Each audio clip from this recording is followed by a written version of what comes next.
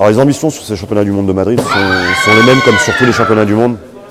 Je pense qu'avant de parler de qualification olympique, même si on en est conscient, les athlètes en sont encore plus conscients que nous,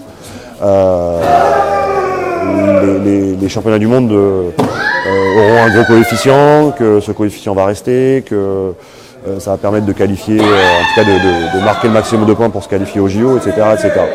Tout ça on le sait déjà. Mais ce qu'il faut regarder, c'est la priorité. C'est un championnat du monde, c'est une compétition de référence. Le championnat du monde, il y en a tous les 2 ans. Être champion du monde et avoir dans son palmarès cette petite ligne de champion du monde, il n'y en a pas beaucoup qui peuvent se targuer de l'avoir au niveau des équipes de France ou au niveau de la fédération. Donc je pense que tous les athlètes doivent en avoir conscience et l'objectif doit être d'essayer de faire la meilleure performance possible, une médaille et le titre suprême, quoi. Sans parler des Jeux Olympiques. Et après, bien évidemment que c'est double jackpot, quoi.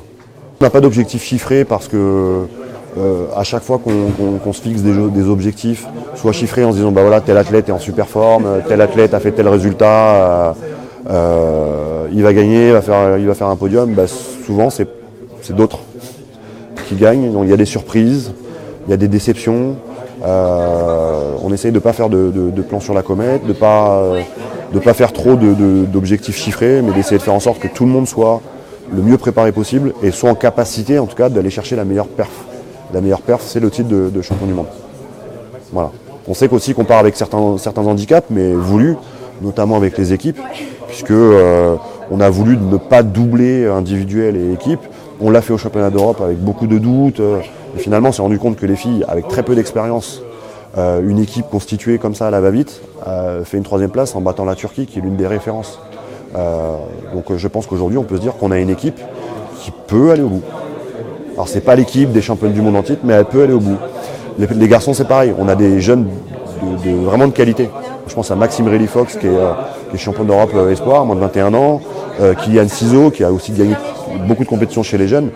C'est des athlètes qui, certes, sont très jeunes, certes, n'ont pas beaucoup d'expérience, mais à qui on va mettre le pied à l'étrier avec une responsabilité, avec la possibilité d'aller réaliser un rêve. Ils n'auraient peut-être pas pu avoir cette possibilité il y a quelques années en arrière.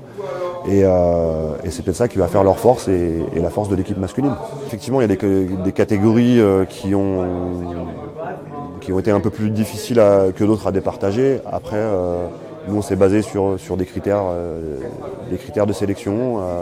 Il faut de toute façon mettre des critères en place pour pouvoir faire des choix. Je ne vais pas dire les bons ou les mauvais choix, mais de faire des choix. S'il n'y a pas de critères, les choix sont très difficiles parce que c'est très subjectif. Là, on a mis des critères en place, on a fait en sorte de respecter ces critères. Et on pense envoyer les athlètes les mieux préparés, les mieux en forme pour ce championnat du monde. Peut-être qu'on se trompe, mais à la limite, les championnats du monde nous le diront. Et puis surtout le reste de la saison qui nous le dira. Donc voilà. On sait très bien qu'il y a une catégorie, il y a 3 athlètes d'exception. Moi, je suis directeur des équipes de France, je suis entraîneur national aussi.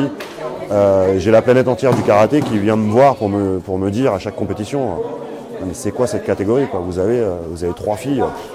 Donc voilà, Lucie Ignace avec son palmarès énorme. Leila Hurto avec son palmarès aussi qui est quand même bien étoffé, et puis avec ses performances et sa régularité sur ses performances. Et puis Gwendoline Philippe avec son jeune âge et déjà un palmarès en K1. Sans parler des jeunes, et puis une régularité à son âge, voilà, font qu'on a forcément un choix difficile à faire. Mais il faut le faire. Oui, surpris de la décision de Lucie, pas d'arrêter. Pas du tout surpris de la décision de Lucie d'arrêter. Surpris de la décision de Lucie de s'attaquer au staff sur des critères qui dépassent un peu le cadre sportif. Voilà, j'ai pas trop d'autres commentaires à faire par rapport à Lucie parce que je suis très déçu, très déçu par rapport à une athlète que je connais depuis très longtemps, avec qui on avait vécu des moments fabuleux sportivement. On a beaucoup aidé et qu'on aide encore aujourd'hui. Donc voilà, je suis très déçu et voilà, après faut qu'on avance.